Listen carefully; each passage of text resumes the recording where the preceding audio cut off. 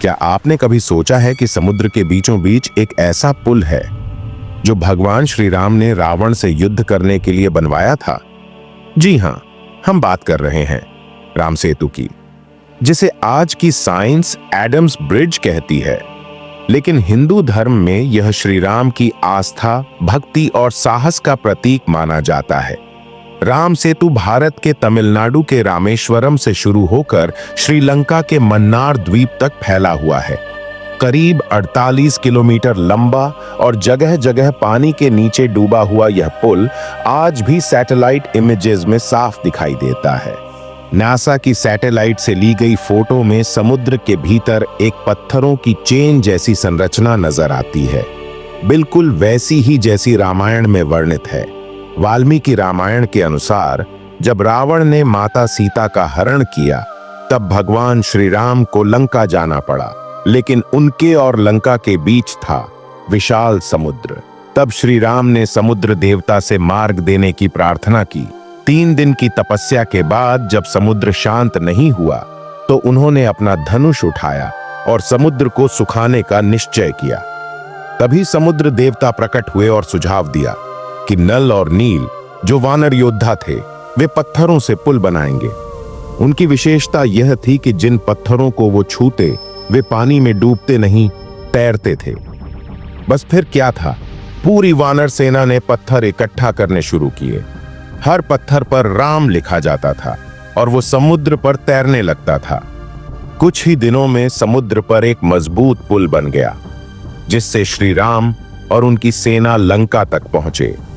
अब सवाल यह है, क्या यह सिर्फ एक पौराणिक कथा है या इसके पीछे कोई वैज्ञानिक प्रमाण भी मौजूद है? 2003 में भारतीय वैज्ञानिकों द्वारा किए गए अध्ययन में पाया गया कि राम सेतु की चट्टानें लगभग 7000 साल पुरानी है, जबकि उसके नीचे की रेत और मिट्टी की उम्र 4000 साल है। इसका सीधा मतलब है, ये पत्थर वहां कृत्रिम रूप से रखे गए हैं।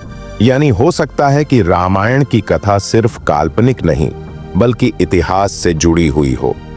वर्ष 2007 में भारत सरकार ने सेतु समुद्रम प्रोजेक्ट के तहत राम सेतु को काटने की योजना बनाई, ताकि जहाजों के लिए एक सीधा समुद्री मार्ग बन सके। इसका पूरे देश में भारी विरोध हुआ, क्योंकि करोड़ों भारतीयों की आस्था इस पुल से जुड़ी हुई है। आखिरकार मामला सुप्रीम कोर्ट पहुंचा और अब तक लंबित है। इस पुल को राष्ट्रीय धरोहर घोषित करने की मांग भी लगातार उठ रही है।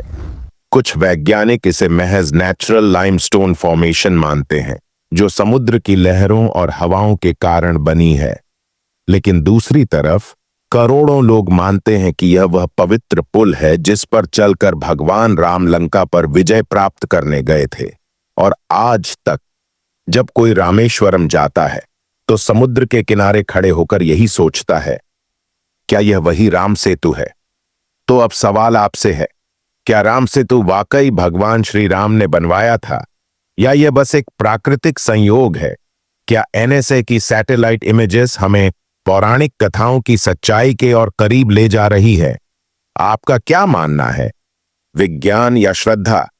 नीचे कमेंट में जरूर बताएं। और अगर ऐसे ही रहस्यमयी तथ्यों की खोज आपको पसंद है, तो अभी रहस्य यात्रा से जुड़िए, क्योंकि हम लाते हैं इतिहास के अनकहे राज।